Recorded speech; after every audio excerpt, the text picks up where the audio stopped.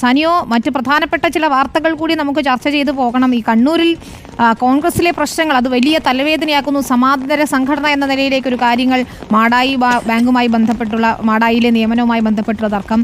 മറ്റൊന്ന്, ഇന്നലെ കെ സുധാകർ അനുകൂലികൾ സണ്ണി ജോസഫ് KPCC പ്രസിഡന്റ് വരുമ്പോൾ മുദ്രാവാക്യം വിളിക്കുന്നതൊക്കെയാണ് നമ്മൾ കാണുന്നത്. ഈ സമരസംഗമം പരിപാടിയിൽ ഫ്ലക്സ് ബോർഡും ഒക്കെ വെച്ചതിൽ വലിയ വിമർശനവും താക്കീതും എന്ന നിലയിലൊക്കെ കാര്യങ്ങൾ എത്തിയിരിക്കുന്നു അല്ലേ? അതെ വിനീത, അങ്ങനെ തന്നെയാണ്. അതായത് കണ്ണൂരിലെ പ്രമുഖ നേതാവായിട്ട് കൂടിയും കെ സുധാകരന്റെ ഫോട്ടോ ഈ ഫ്ലക്സ് സമരസംഗമത്തിന്റെ ഫ്ലക്സിൽ വെച്ചില്ല എന്നത് തന്നെയാണ് കെ സുധാകരൻ അനുകൂലികളെ വലിയ തരത്തിൽ പ്രകോപിപ്പിക്കുന്ന കാര്യത്തിലേക്ക് പോകുന്നുണ്ടായിരുന്നത്. അതായത് കെ സുധാകരൻ അനുകൂലികളായ നേതാക്കന്മാരൊക്കെയും KPCC പ്രസിഡന്റ് സണ്ണി ജോസഫായി മാറിയപ്പോൾ, കണ്ണൂരിൽ നിന്നുള്ള നേതാവാണ്, അപ്പോൾ സണ്ണി ജോസഫിനൊപ്പം മാറുന്ന ഒരു സാഹചര്യം ഉണ്ടായിരുന്നു. പക്ഷേ അനുയായികൾ അങ്ങനെ മാറിയില്ല എന്നുള്ളതാണ്.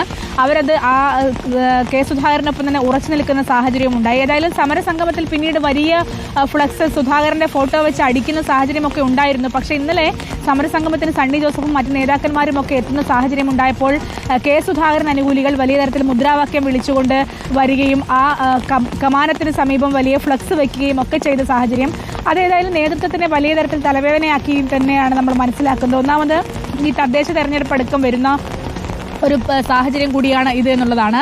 ആ സാഹചര്യത്തിൽ ഈ ഒരു അനുയായികളെ ശ്രദ്ധിക്കാതെ പോയാൽ അത് തദ്ദേശ തെരഞ്ഞെടുപ്പിൽ വലിയ തിരിച്ചടി ഉണ്ടാകുമെന്ന് നേതൃത്വം തിരിച്ചറിയുന്നുണ്ട്. ഏതായാലും അതിനുവേണ്ട പരിഹാരക്രിയകളൊക്കെ ആയിരിക്കും നേതൃത്വം വരും ദിവസങ്ങളിൽ ചെയ്യുക എന്നുള്ള കാര്യത്തിൽ സംശയം ഏതുമില്ല. ഏതായാലും അത്തരം കാര്യങ്ങൾ തന്നെയാണ് കണ്ണൂർ കോൺഗ്രസിൽ ഇപ്പോൾ, കണ്ണൂരിൽ മാത്രമല്ല അത് സംസ്ഥാന തലത്തിൽ തന്നെ വലിയ ചർച്ചയായി മാറിയിരിക്കുന്നു എന്നുള്ളതാണ് വിനിത എടുത്തു പറയാനുള്ളത്. ശരി, നല്ല മഴയത്ത് നിൽക്കുകയാണ് സാനിയോ, അതുകൊണ്ട് ബുദ്ധിമുട്ടിക്കുന്നില്ല. നമ്മുടെ ക്യാമറ പേഴ്സണും ഈ മഴയത്ത് ജോലി ചെയ്യുമ്പോൾ അത് വലിയ ബുദ്ധിമുട്ടുണ്ടാക്കുന്നറിയാം. ഒരു കാര്യം കൂടി ചോദിക്കാനുള്ളൂ.